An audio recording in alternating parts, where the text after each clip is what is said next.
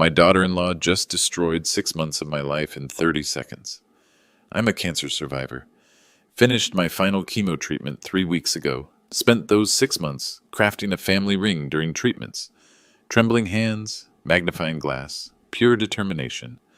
White gold band with 4 birthstones for future grandchildren I might never meet. Christmas morning, 15 family members watching, I handed Patricia my gift. She examined it like roadkill. Then came the words that changed everything. This infected amateur work belongs in a dumpster, Samuel. Maybe focus on not dying before making jewelry.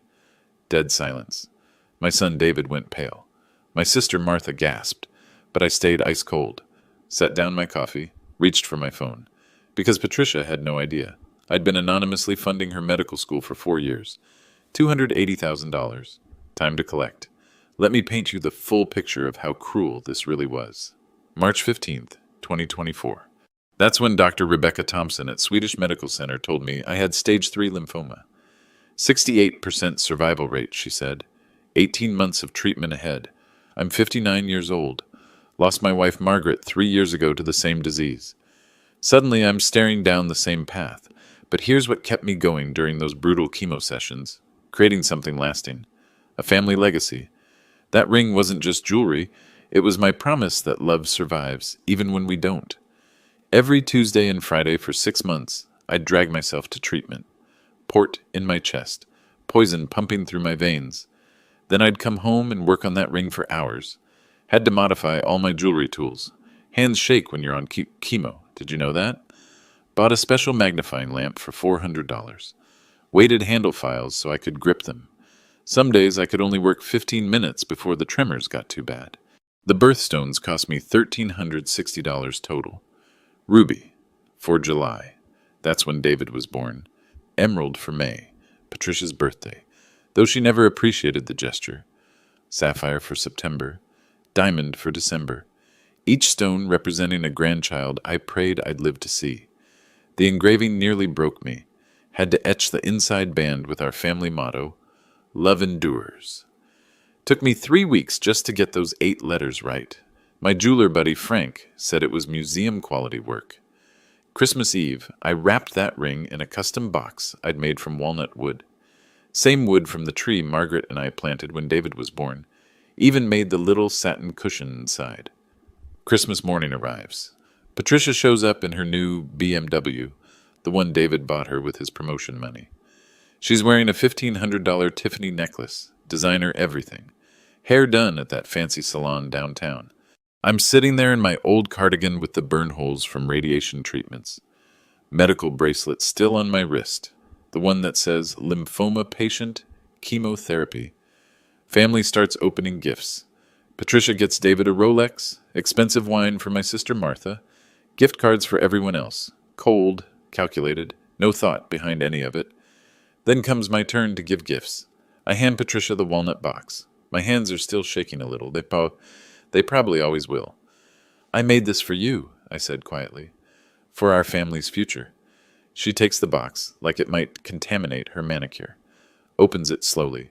The ring catches the Christmas tree lights, all 4 stones sparkling like tiny stars. For maybe 3 seconds, I thought I saw something soften in her face. Maybe appreciation. Maybe understanding of what this meant. I was wrong. She held it up between 2 fingers like it was a dead mouse. Really, Samuel? This is what you've been working on? It looks like something from a gas station jewelry counter. My heart sank, but I tried to explain. Patricia, I spent 6 months. She cut me off with a laugh. Not a gentle laugh, a mean one. 6 months? On this? Oh, honey, you could have just gone to Kay Jewelers and saved yourself the embarrassment. The room temperature dropped 10 degrees. David shifted uncomfortably. Martha's Christmas smile vanished. But Patricia wasn't done. Oh no, she was just getting started. She turned to address the whole room, holding my ring up like evidence in a trial. Everyone, look at this. Samuel made me a craft project. Isn't that sweet? The way she said sweet, like the word tasted rotten in her mouth. My nephew Jake, David's cousin, tried to diffuse things. Actually, Patricia, that looks really well made. The stones are... Jake, please, I know quality when I see it. This amateur work belongs in a church craft fair, not on someone's finger. And that's when she crossed the line that you don't cross with a cancer patient. She looked directly at me, this dying old man who'd poured his heart into her gift and delivered the blow that changed everything. Samuel, maybe you should focus on not dying before you take up new hobbies. This infected-looking amateur work is exactly why Margaret probably died miserable. She had to watch you fail at everything too. The silence that followed could have shattered glass. My sister Martha went white as paper. David's face turned 3 shades of red. Even Patricia's own mother, visiting from Portland, looked mortified. But me? I felt something I hadn't felt in months of treatment. Clarity. Pure, cold clarity. Patricia had just made the biggest mistake of her entitled little life. Because what she didn't know, what nobody in that room knew, was that I wasn't just some dying old man making amateur jewelry. I was the Miller Foundation, the anonymous benefactor who'd been paying every single penny of her medical school tuition for the past 4 years. And she was about to find out what happens when you bite the hand that literally feeds you. You think that was bad? Patricia was just warming up. See, when someone shows you their true character, believe them the first time. But Patricia wanted to make absolutely sure everyone in that room understood exactly who she was. After her comment about Margaret dying miserable, the room stayed frozen. 15 people holding their breath, waiting to see what happened next. David finally found his voice. Patricia, that was completely out of line. Dad spent months. David, stop. Patricia held up her hand like she was directing traffic. Your father needs to hear this. We all need to stop enabling his delusions. Delusions. That's what she called 6 months of fighting cancer while creating something beautiful. She stood up from the couch, still holding my ring between 2 fingers like contaminated waste. Started pacing around the living room like she was giving a lecture. Samuel, I'm going to be a doctor. Do you understand what that means? I deal with reality. Facts. Evidence-based medicine. She gestured at my ring with disgust. This isn't reality. This is a sick man's fantasy project. Look at yourself. You can barely hold a coffee cup steady, but somehow you think you can make jewelry? My medical bracelet caught the light as I reached for my water glass. The tremor in my hands was slight but visible. Patricia noticed. See? That's what I'm talking about. Those shaking hands probably couldn't even thread a needle properly. How am I supposed to wear something made by someone who can't control their own motor functions? Martha couldn't stay quiet anymore. Patricia, he has cancer. Those are side effects from... Exactly my point! Patricia's voice got louder, more animated. She was enjoying this. He's dying. His brain probably isn't even working right anymore. Chemo fog, they call it. And instead of accepting reality and spending his remaining time doing something meaningful, he's playing arts and crafts. She walked over to the mantel where Margaret's picture sat. My wife's gentle smile looking down at this nightmare. You know what's really sad? Margaret was probably relieved when the cancer finally took her. At least she didn't have to watch Samuel embarrass the family anymore with his amateur hour projects. That did it. David shot up from his chair. That's enough. You don't get to talk about my mother like... Your mother was married to a failure, David. Look around this house. Look at your father, 60 years old, and what does he have to show for it? A mortgage he'll never pay off, and jewelry that looks like it came from a gumball machine. She turned back to me, eyes cold as January. Samuel, you're dying. We all know it. The statistics for your type of cancer at your age aren't good. Instead of wasting everyone's time with these pathetic attempts at relevance, why don't you do something useful? Like figure out how to not be a financial burden on David when the medical bills get worse. Financial burden. If she only knew. Patricia wasn't finished destroying me yet. She walked back to where I sat and crouched down, getting eye level with me. Lowered her voice to a fake sympathetic whisper that everyone could hear. Honey, I know this is hard. I know you're scared, but making ugly jewelry isn't going to make you live longer. It's not going to bring Margaret back. It's just embarrassing. For all of us. She stood up, brushed imaginary dust off her designer dress. I mean, what's next? Are you going to start painting, pottery class, maybe a macrame? She laughed at her own joke. At some point, we have to accept that not everyone is artistic. Some people are just basic. 47 years as a master jeweler, and she called me basic. But she saved the worst for last. Patricia walked over to the Christmas tree and held my ring up to the light, making a big show of examining it. You know what this reminds me of? Those sad crafts they make in nursing homes. When people with dementia try to stay busy, it's the same quality level, the same desperation. She looked around the room, making sure she had everyone's attention. I actually feel bad throwing this away. It seems cruel to trash someone's final attempt at relevance, but I can't exactly wear it either. People would think David married beneath his station. Beneath his station. Coming from a woman whose entire education I'd been secretly funding. Martha stood up, shaking with rage. Patricia, you are the cruelest person I have ever. Martha, please. We're all thinking it. I'm just honest enough to say it out loud.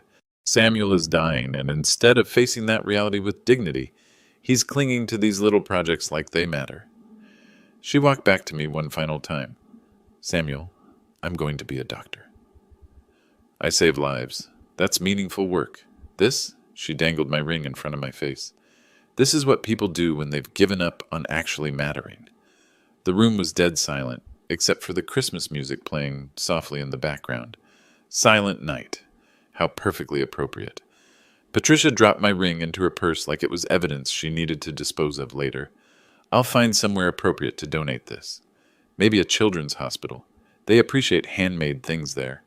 That's when I reached for my phone, because Patricia had just sealed her fate with those words about saving lives and meaningful work.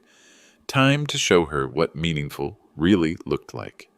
My phone felt steady in my hands for the first time in months. Funny how clarity works. 6 months of chemo treatments, hands shaking from medication, barely able to hold my coffee cup some mornings. But right now, rock solid. I opened my banking app while Patricia continued her victory lap around the living room. She was telling David's cousin about managing expectations with elderly relatives and the importance of honest feedback. The Miller Foundation account loaded on my screen. Current balance, $283,412.67. 4 years of deposits, $70,000 per year, paid quarterly.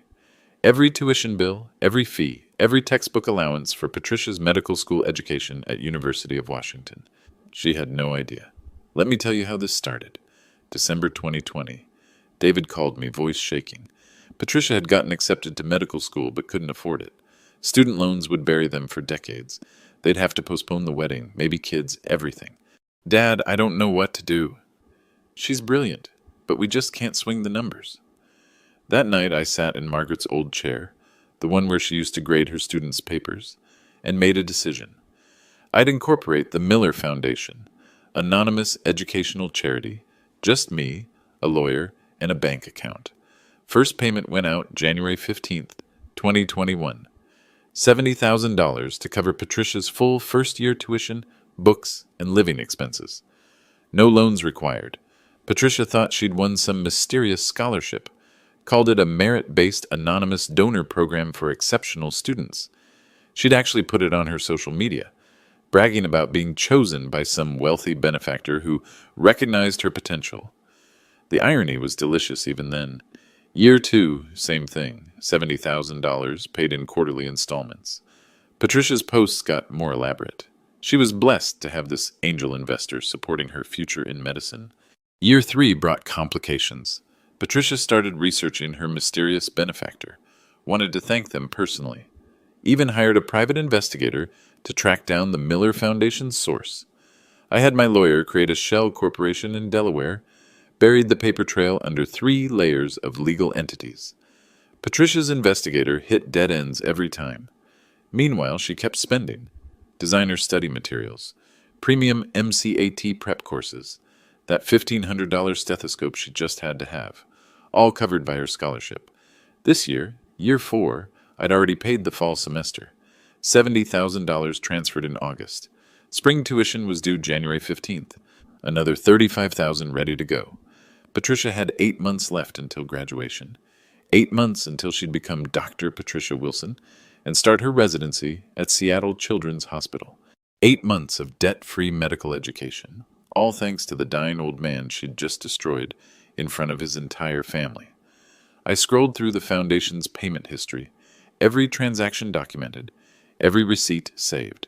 4 years of meticulous record-keeping. David noticed me on my phone. Dad, you okay? You look... I'm fine, son. But I wasn't fine. I was done. Done being disrespected. Done being invisible. Done funding the education of someone who thought my life's work was infected amateur garbage. Patricia had called my ring worthless, said I should focus on dying instead of creating, mocked Margaret's memory, called me a financial burden. Time to show her what a real financial burden looked like. I pulled up my contacts, found Dr. Elizabeth Hayes, Director of Financial Aid at University of Washington School of Medicine. We'd spoken several times over the years about the Miller Foundation's generous ongoing support for exceptional students. My finger hovered over her number. Once I made this call, there was no going back. Patricia would graduate $280,000 in debt. Her residency salary wouldn't even cover the interest payments. She'd be financially underwater for decades. But then I remembered her words. This infected-looking amateur work is exactly why Margaret probably died miserable. My wife, my beautiful, brilliant wife who'd supported every dream I'd ever had, who'd held my hand through every cancer treatment until her own illness took her. Patricia had crossed a line you don't come back from. I scrolled to another contact. James Morrison, director of the American Cancer Society's Research Division. We'd met at several fundraising events over the years. 2 phone calls. That's all it would take. 1 to cancel Patricia's funding, 1 to redirect every penny to cancer research. Patricia was still talking to the room about realistic expectations and dignity in decline when I stood up from my chair. "Excuse me, everyone. I need to make a quick phone call." My voice was calm, steady, almost cheerful, because Patricia was about to learn the most expensive lesson of her life. David followed me into the kitchen while Patricia continued holding court in the living room. "Dad, I'm so sorry." I don't know what's gotten into her lately. The stress from finals, maybe. "Son." I put my hand on his shoulder. "How much do you know about Patricia's financial situation at school?" David looked confused. "What do you mean?" "She got that amazing scholarship. The Miller Foundation thing. Covers everything. Tuition, books, living expenses. She's been incredibly lucky. Lucky. Right. David, sit down for a minute." We sat at Margaret's old kitchen table, the one where she used to help David with homework 20 years ago, where we'd planned our retirement dreams before cancer changed everything. "I need to tell you something about that scholarship." My sister Martha appeared in the doorway, face still red from Patricia's performance. "Samuel, I've known you for 59 years, and I've never seen you this calm when you're angry. What are you planning?"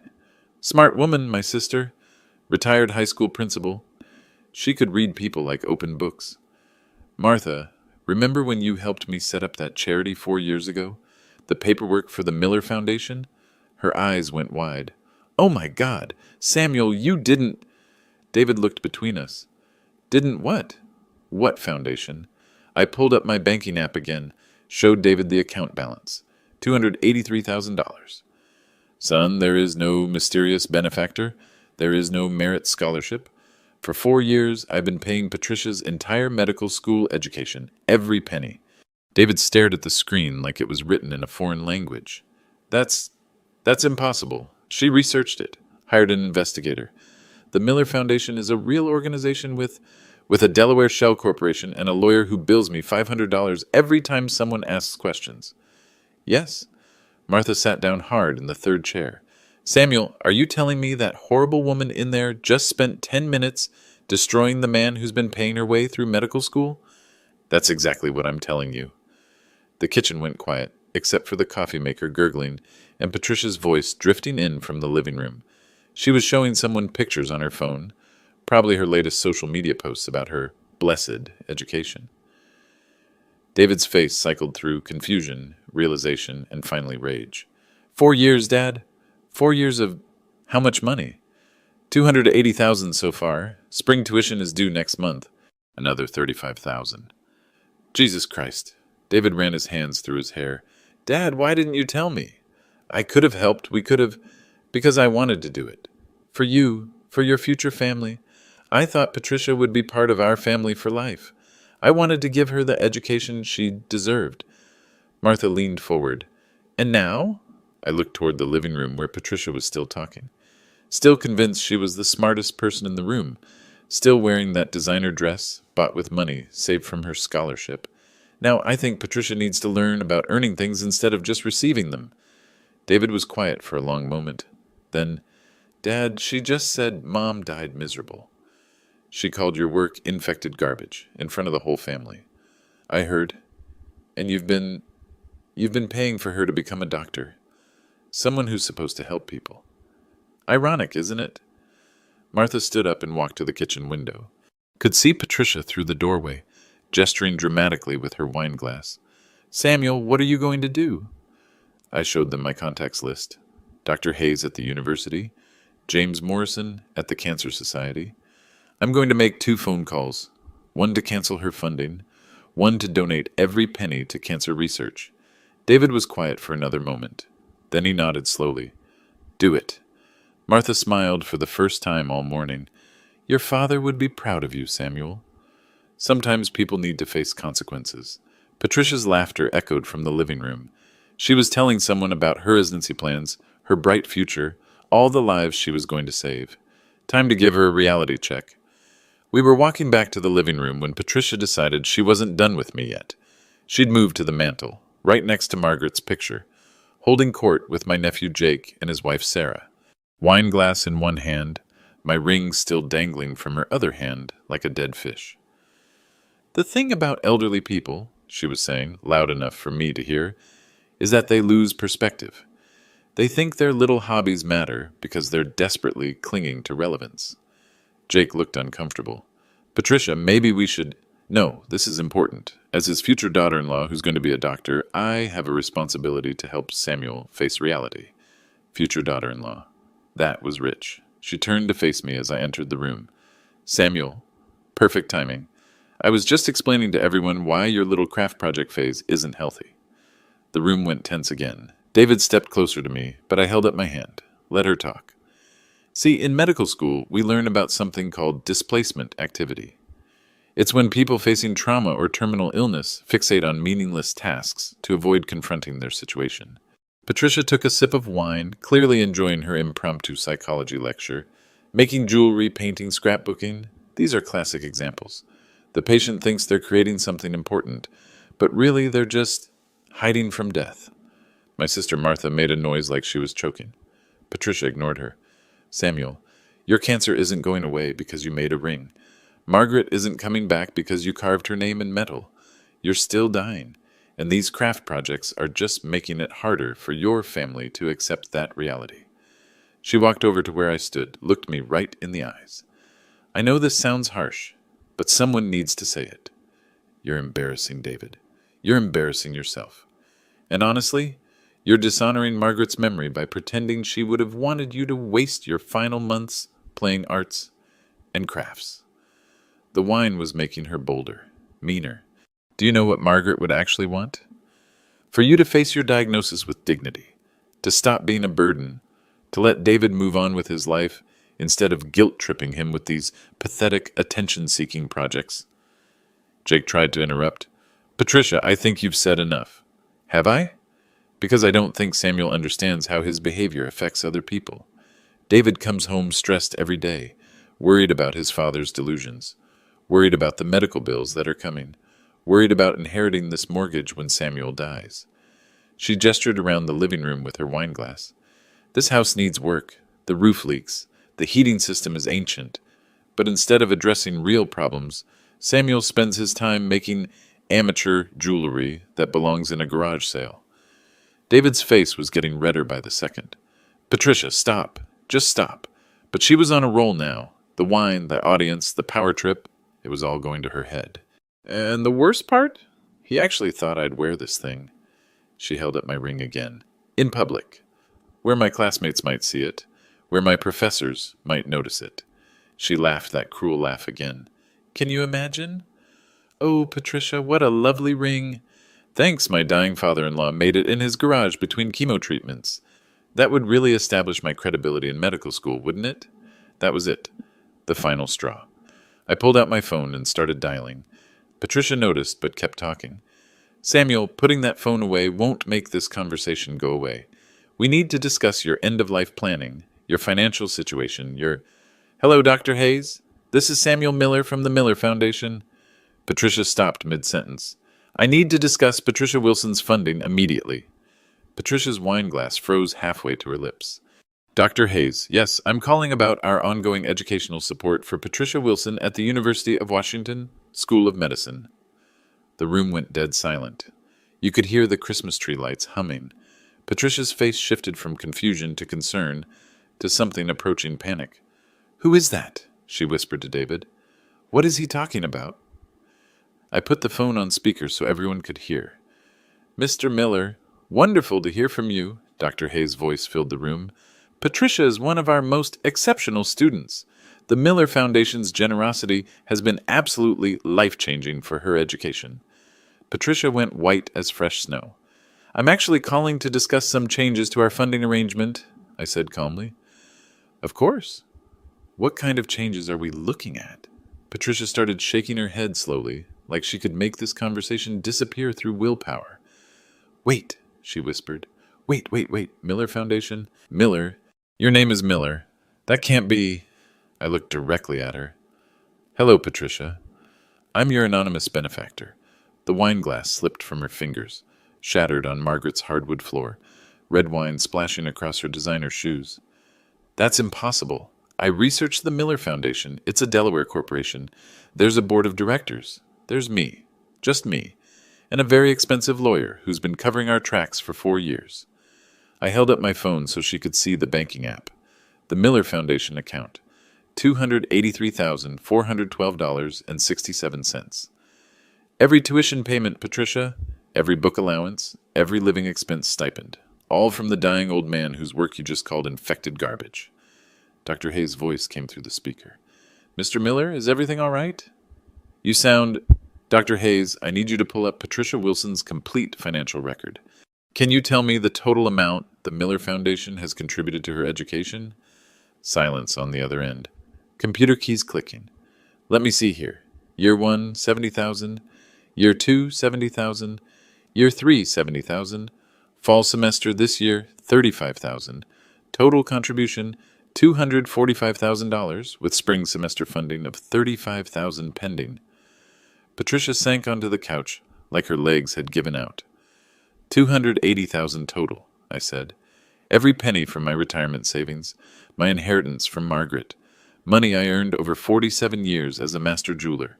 The room was so quiet you could hear Patricia's breathing getting shallow and fast. I incorporated the Miller Foundation 3 weeks after David called me, crying because his brilliant fiancée couldn't afford medical school. I thought I was investing in our family's future. Patricia's voice came out as barely a whisper. Samuel, I had no idea. Of course you didn't. Because you never asked, never wondered, never thought to question your good fortune. You just assumed you deserved it. Martha was staring at Patricia like she was watching a car accident in slow motion. David found his voice. Dad, you spent your retirement money on her education? All of it. Margaret and I saved for 30 years so we could travel when we retired. See Europe. Take that Alaskan cruise she always wanted. Instead, I gave it to the woman who just told me my dying wife would be ashamed of my work. Patricia tried to stand up but swayed, had to grab the couch arm for support. Samuel, please, I'm so sorry. I didn't know. If I had known... What? You would have been nicer to me? You would have pretended to respect the man paying your bills? She was crying now, mascara running down her cheeks. I was stressed about finals. The wine made me say things I didn't mean. Please, you have to understand. Oh, I understand perfectly. You showed me exactly who you are, Patricia. When you thought I was just some powerless old man, you felt free to destroy me in front of my family. I looked at the phone screen. Dr. Hayes was still on the line, probably listening to this whole disaster. Dr. Hayes, I need to inform you that the Miller Foundation will be terminating Patricia Wilson's funding immediately. Patricia's sob was audible across the room. Additionally, I'm redirecting the Foundation's remaining assets to the American Cancer Society for research purposes. Samuel! No! Patricia lunged toward me. Please, you can't. I graduate in 8 months. 8 months. I looked at this woman who'd called my life's work infected. Who'd mocked my dying wife's memory. You're absolutely right, Patricia. 8 months until graduation. $280,000 in student loan debt waiting for you. Patricia was on her knees now, literally begging. Samuel, please, I'm sorry. I'm so sorry. I was wrong. I was terrible, but please don't do this. I kept the phone on speaker and dialed my second number, James Morrison at the American Cancer Society. James, it's Samuel Miller. I have a donation I'd like to make today. Patricia crawled closer, reaching for my phone. Please, I'll do anything. I'll apologize publicly. I'll wear the ring every day. Hello, Samuel. James's voice filled the room. Always a pleasure. What kind of donation are we discussing?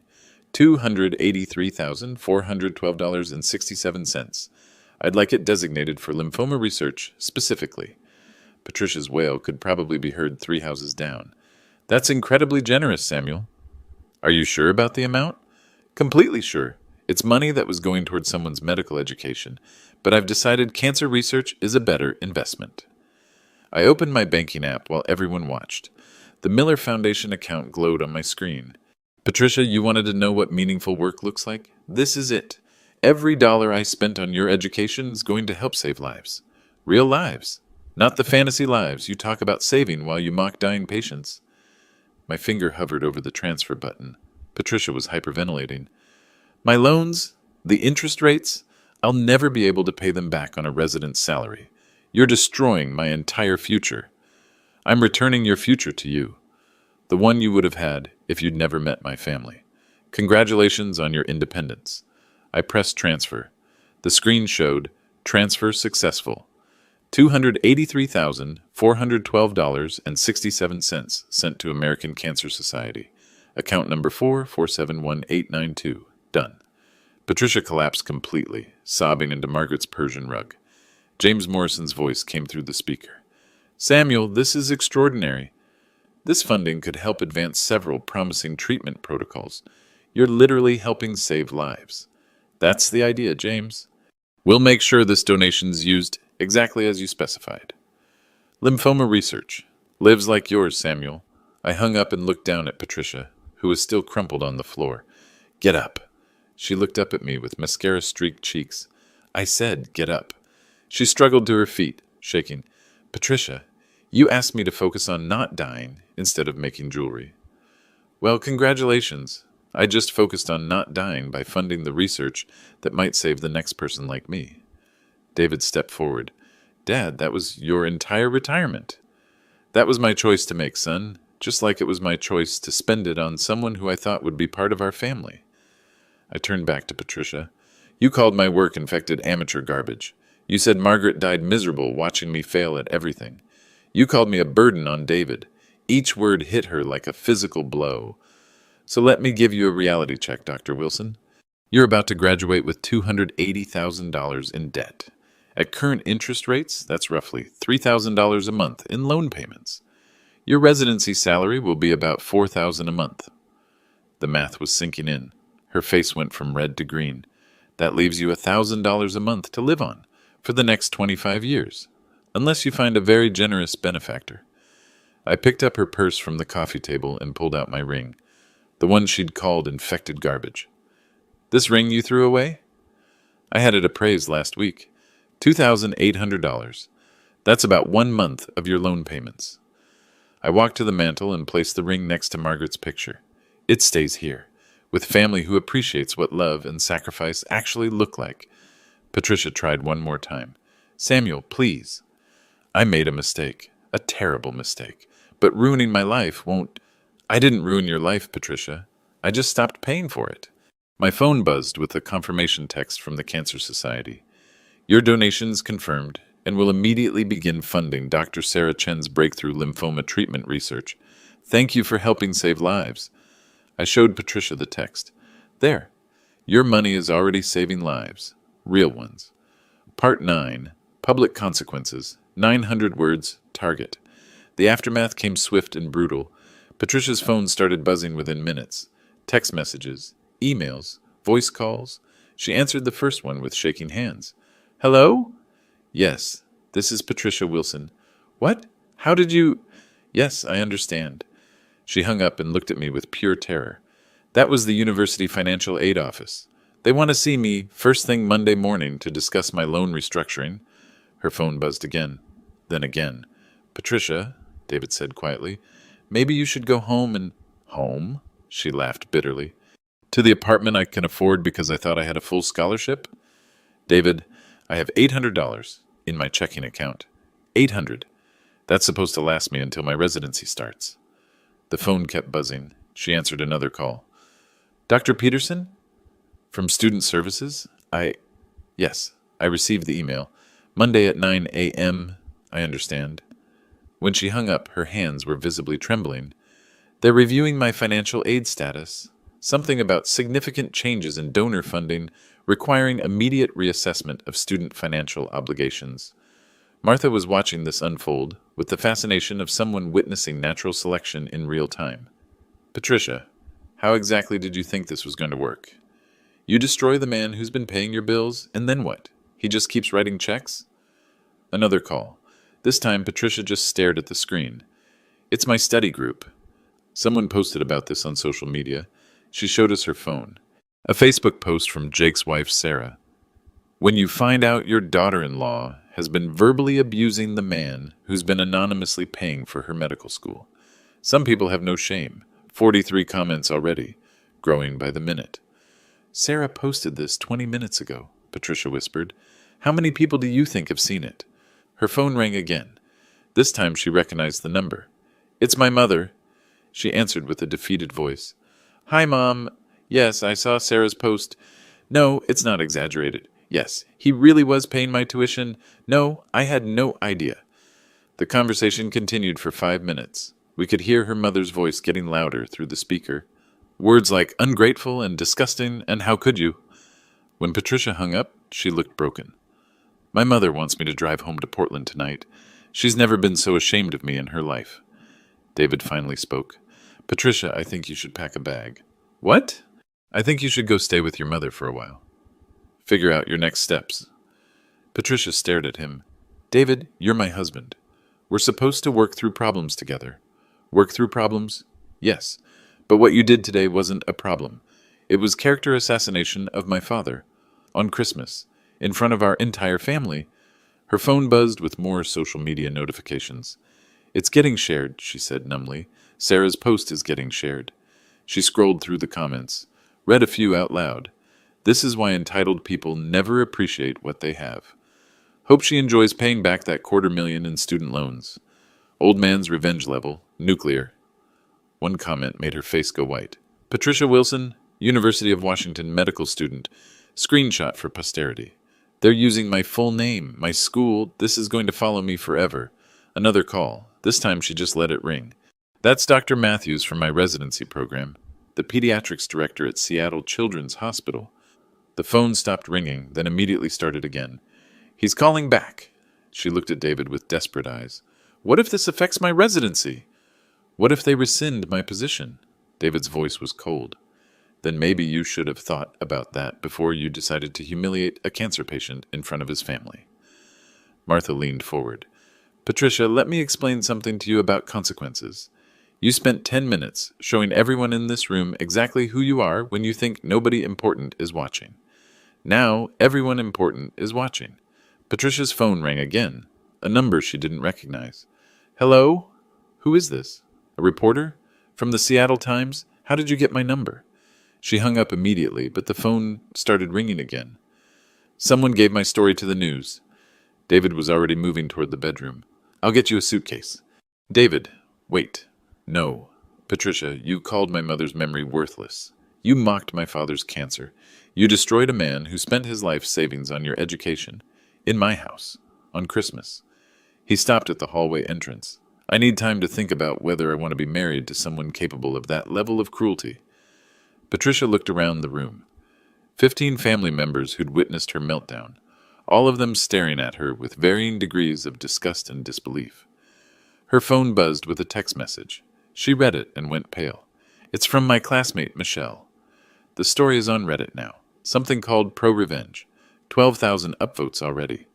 She looked at me with the expression of someone watching their life collapse in real time. Samuel, I'm begging you. Is there any way to undo this? Any way to fix what I've done?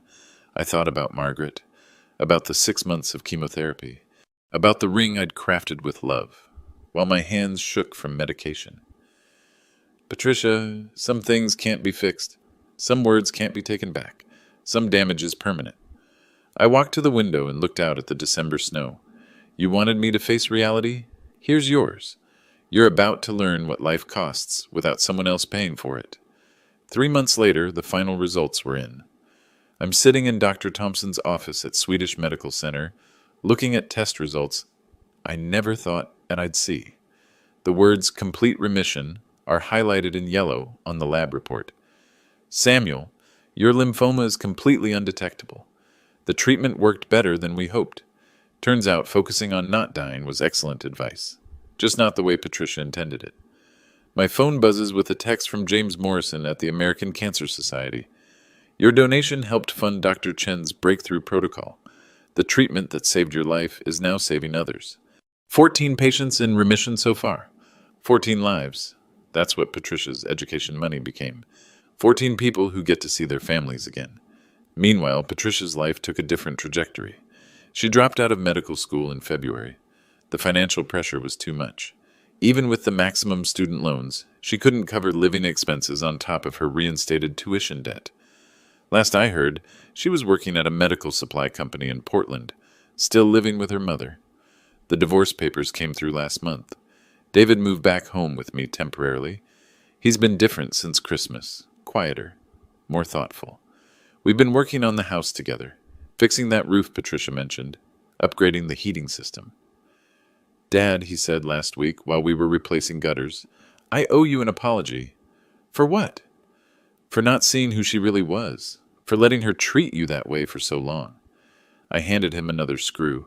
Son, sometimes people show you their true character when they think it doesn't matter. Patricia thought I was powerless, so she felt safe being cruel. But you weren't powerless. No, I wasn't. The ring sits on the mantel now, next to Margaret's picture.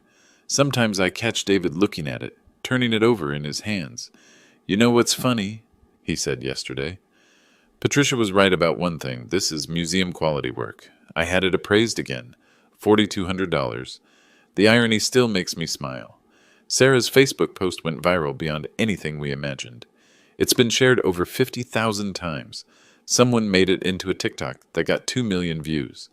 The story appeared in advice columns, psychology, blogs, and relationship forums.